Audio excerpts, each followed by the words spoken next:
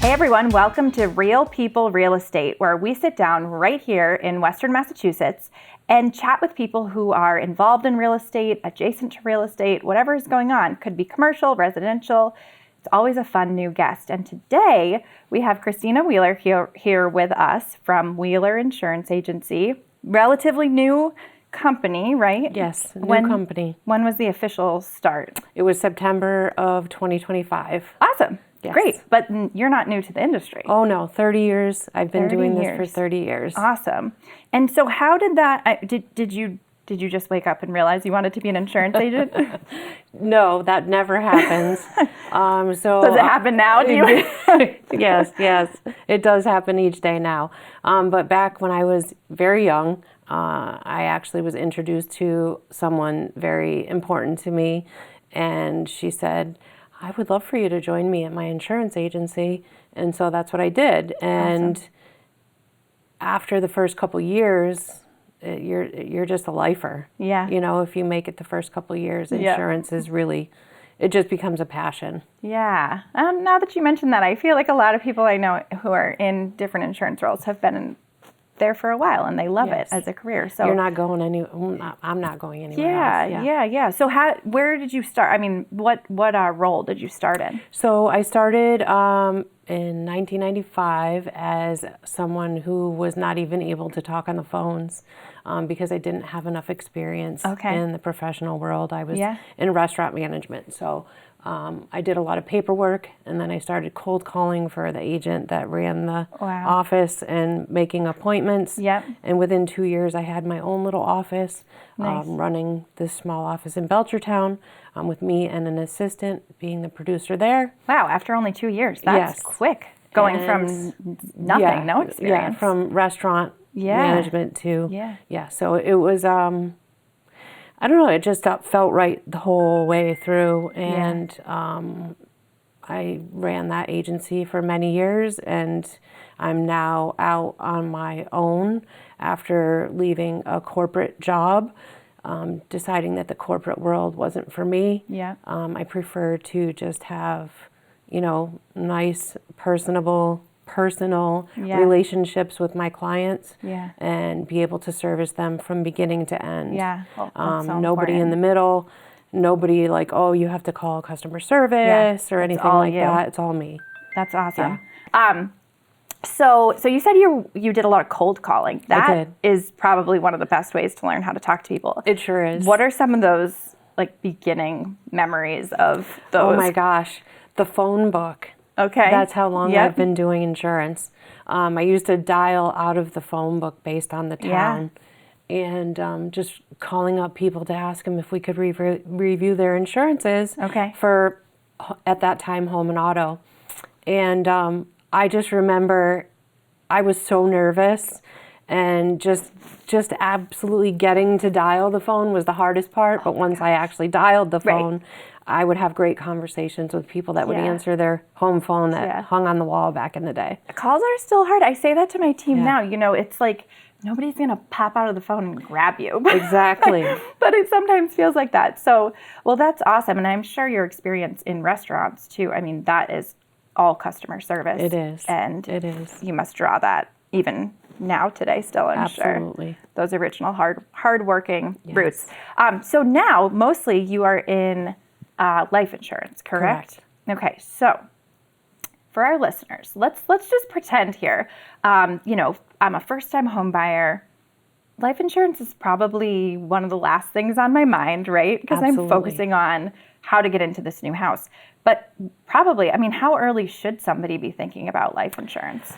There's not a day too early to think about life insurance, no matter who you are and where you are within your life. But during the homeowner buying process, I like to tell people that you want to buy your life insurance to go along and align with your mortgage, if that's what you're looking to cover, right away. And the reason is that once you get into your home, you're like, okay, I'll do it next year. I've got this new mortgage. I've got these new payments.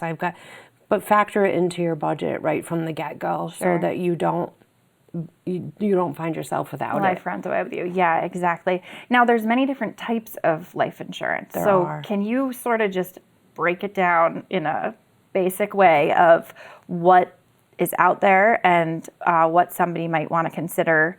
We'll stick with that, first-time home buyer kind of demographic. Sure. So mortgage life insurance, we call it mortgage life insurance. It's really just life insurance. And the client will utilize like their mortgage balance to make sure that, God forbid, should something happen to one of them, that at least the mortgage is paid off. Okay, yep. That's a term product.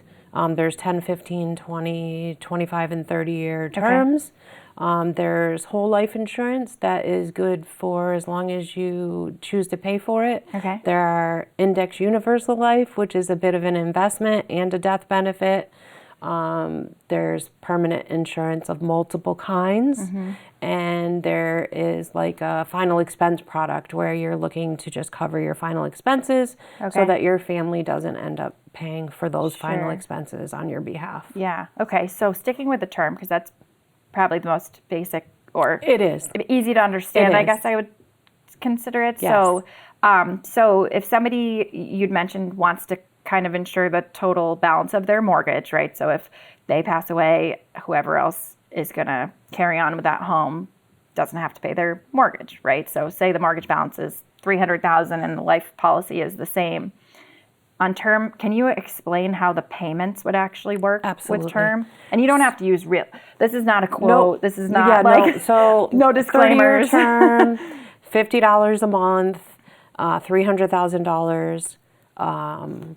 Basically, Coverage. what would happen is you would pay that $50 a month out of your checking account, and it would continue to be in force as long as you continue to make your monthly payments until the end of the term. Okay. At the end of the term, the policy goes away. Okay, so at the end of term insurance, as I guess makes sense as it sounds like that, then if you hopefully haven't passed away, then you haven't used the death policy. True. And then it just ends. And if you want to re-up it, is it applying for an entire new policy at that point? So that you have two options. You could convert, depending on the carrier and your situation, to a permanent product. And basically what would happen is you wouldn't have to go through medical again, or you could just purchase a different type of insurance. Okay. But that's basically Okay, how it so goes. term sounds like what it is. Yeah. A certain amount of It's a term, certain and you amount have of that term, coverage. and it's most affordable. Okay. So Yep. for someone buying a home, term insurance a lot of times works for them because they're coming into a mortgage, they're coming into insurance, they're coming into having more bills, and term insurance is often very affordable for a new home buyer. Yeah, yeah. Do you have any stories of folks you've worked with where, and I'm sure some of these are personal, so once, you're comfortable talking Yes. about where this has been really made a huge difference? One of the first life insurance policies I ever sold, and I'm talking, this has to be 28 years ago, was for a family friend. I wrote their home insurance, I wrote their auto insurance, and I'm like, by the way, you really should have life insurance. Yeah. It was probably about 4 or 5 years later, but one of the two of them passed away. Yeah. So I was able to deliver that check so that they could pay off their mortgage. Yeah. And offer them at least that financial burden being relieved, Right. so that they could grieve. Yeah. Yeah. So that was my first check delivery. Yeah. And it'll be with me forever. Yeah. Yeah. I'm sure that made such a difference in such a difficult time Yeah. in their lives. And it's hard to maybe think about that when you're buying a home and you're doing something so exciting. Yes. And, the last thing you want to think about is losing someone, but that would make all the difference in the world. It would make all the difference in the world. And life insurance is something that nobody likes to talk about. Nobody wants to think it's going to happen. But it's really important Yeah, to protect your family. absolutely. So term sounds like least expensive, almost kind of a no-brainer because I know you weren't quoting real terms, but potentially Yep. fairly inexpensive. And if Yep. something does happen, you're really protecting your family and loved ones. Yes. What would you say is the most common next level or next type of life insurance? Most common, I mean, they're all fairly common. It just depends on your needs. So I would say that final expense insurance is kind of built for your 50 to 70-year-olds Okay. That don't have a policy in place, Okay. or they had left their job or retired and weren't able to take their life insurance with them because Okay. it doesn't go with you Yeah. when you leave your job, just to cover the final expenses so that the family doesn't have that burden. Yep. Okay. I know many people that have had to use like GoFundMe to Yeah. bury their Yeah. loved ones, and Yeah. we want to make sure that doesn't happen. Yeah. And is it a similar process at that point with a medical exam that happens when you open that type of insurance policy too? So nowadays, there are a lot of policies out there that are non-medical, so you don't have to actually Okay. sit down with someone and do, blood and all these questions and have a paramed done. Yeah. If you're relatively healthy, Yep. we can do no medical Wow. exam Okay. based Yeah, on your answers that's a difference to for a few sure. questions. Yeah. And another thing that I would like to share is with the mortgage protection or term life insurance, there are living benefits now where a chronic, critical, or terminal illness, you could take the face value of your policy and utilize it while you're living if you fit the criteria. Oh, wow. So it's really, life insurance has really taken a Yeah. turn for the better. Yeah. Do you have an example of how that would work? Sure. So you purchase a policy and it's a couple years later and you have cancer. You are diagnosed with cancer. Yeah. You can't do some things in your daily life that you would normally be able to do. And you could collect up to the face value. You purchase a $200,000 policy. Okay. Anywhere from 50 to 80 to 100% of that face value of the policy, the death benefit, you would be able to take from that while you're living to help you Oh, wow. get through paying your bills, Yeah. or if you need to do something to your home, you need Sure. a ramp installed, or you need some things, Okay. or you need to purchase a hospital bed, or Yeah. you need to have certain care that Right. it's not covered under other insurance. You'd Right. be able to use it for You can that. access that. Huh. I hadn't heard of that before. They're called living benefits. Living benefits. Okay. And then also just something that I think is important to emphasize for our listeners and viewers is the previous point you mentioned about, and I'm not going to get the name right, but what was the policy that we were just talking about before? The final expense? Final expense. Yes. Okay. Final expense policy. You'd mentioned when you leave an employer, because oftentimes employer benefits might include some sort of life insurance. Yes, a lot of times they do. People may forget that they're losing that Yes. upon retiring. Along with So your that's a health big insurance transition. going away, your Yeah. life insurance generally goes away Yeah. as well. Yeah. So it seems like almost any transitionary period may be a good time to just spark a reminder Yes. of like, oh, you're buying a house, you're maybe getting married, Yes. maybe getting divorced, Yes. maybe selling that house, retiring, Yep. whatever. Those are all, having Yeah. a baby. Yeah. Those are all really important points in times your to life check in. to check in. Yeah. So having a baby, speaking of that, this is not an announcement. There will be no more Levante babies. But I know some people have asked about juvenile policies. Is that Yes. what it's called? When you Yes. insure your child. So how Yes. does that work? So there are products out there where you could have your own policy and you could add a child rider for like a $10,000 amount. Okay. Or you can buy a sort of, Gerber Life came to my mind, a policy that once the child turns 18, it turns into a policy that they can then proceed forward with, Okay. put more money into it, Okay. and have that as a permanent policy for the Okay. child. Okay.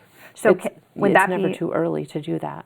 okay? Okay. And you had mentioned put more money into it. So are there both term and whole Yes. options basically Yes. in that case? Yes. Okay. Yes. And we haven't really talked about the whole, or you called it some variable or indexed. So we have Trying to remember all the terms here. So index universal life, Yeah.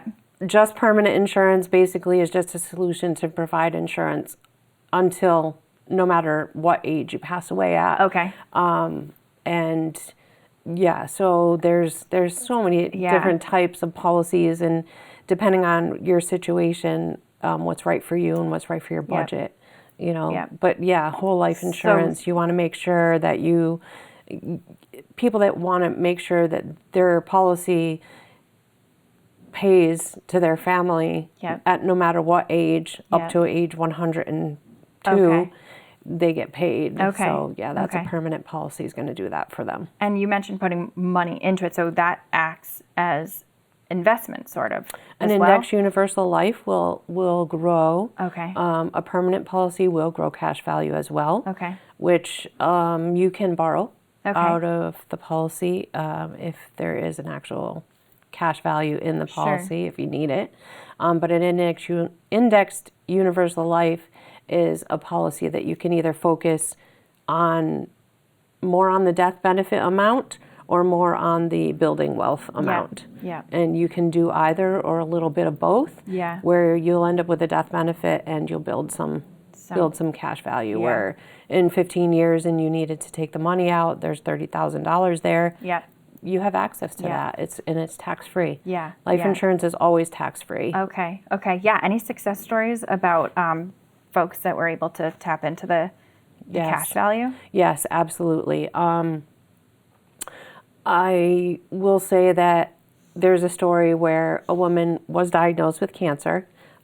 She was able to utilize part of her policy to help her get through the months where she was not able to work. So she took the cash out of the policy and was able to pay her monthly bills, and her family didn't suffer.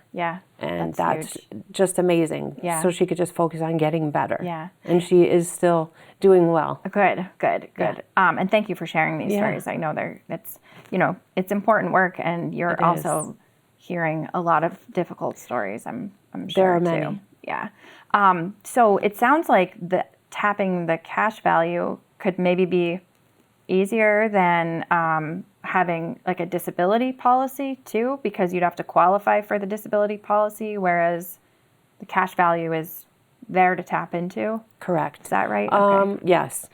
I wouldn't sort of compare it to disability insurance, but I would sort of compare the living benefits to the disability insurance.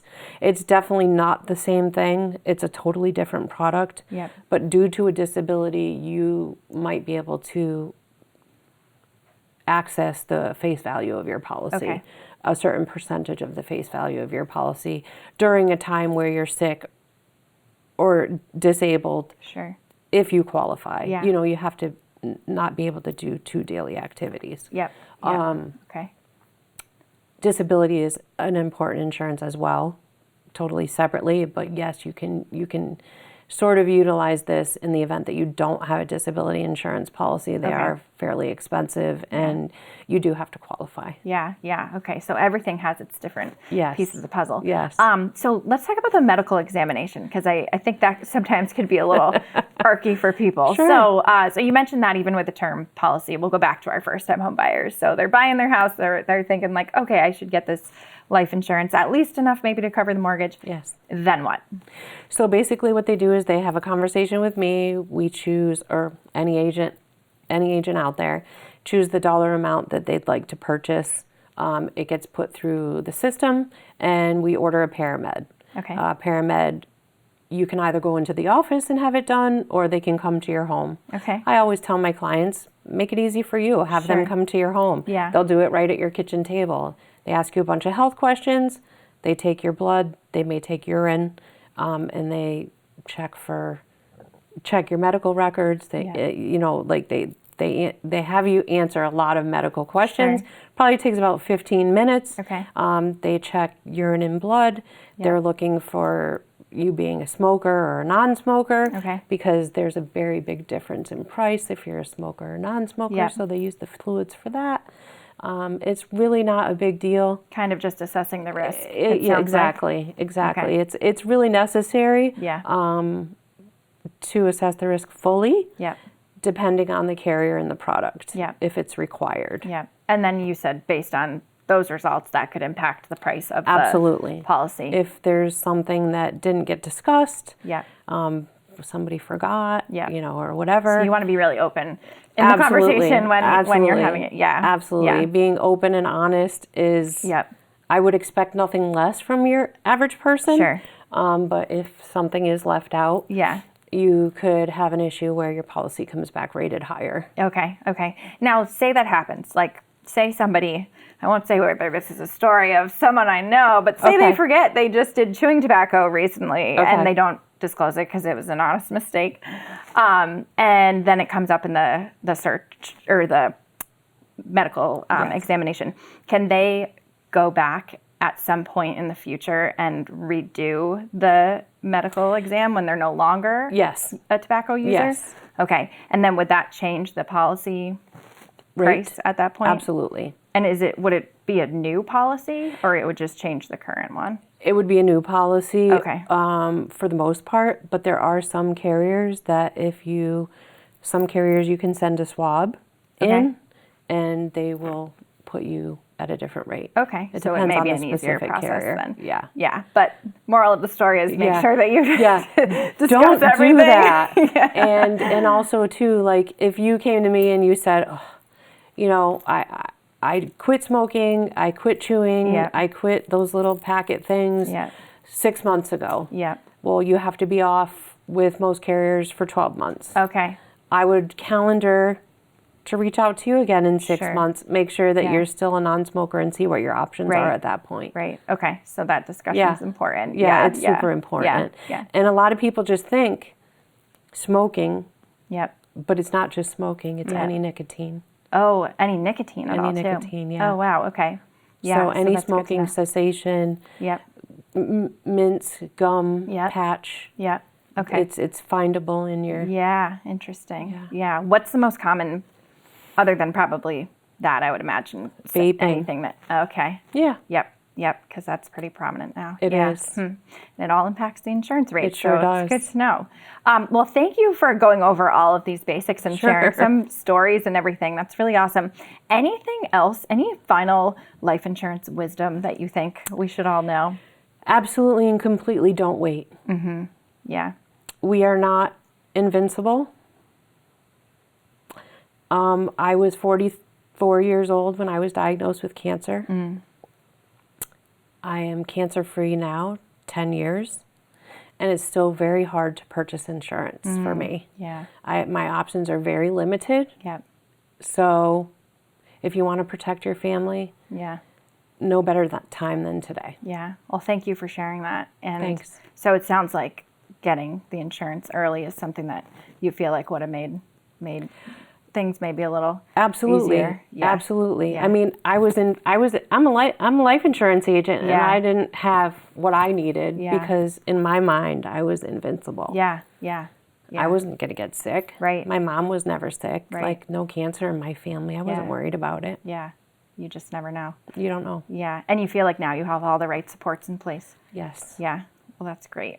Yes. Well, thank you again for sharing that, for being on our show, for giving us all of your insurance wisdom. Thank you for That's having awesome. me. Absolutely. And so thank you also to our viewers for tuning in this week. We'll be back with Real People Real Estate in a couple weeks. And if you were inspired today by Christina's story, by any of our other guests, we'd love to have you on as well anytime. So give us a shout and we'll see you in a couple weeks. Thanks.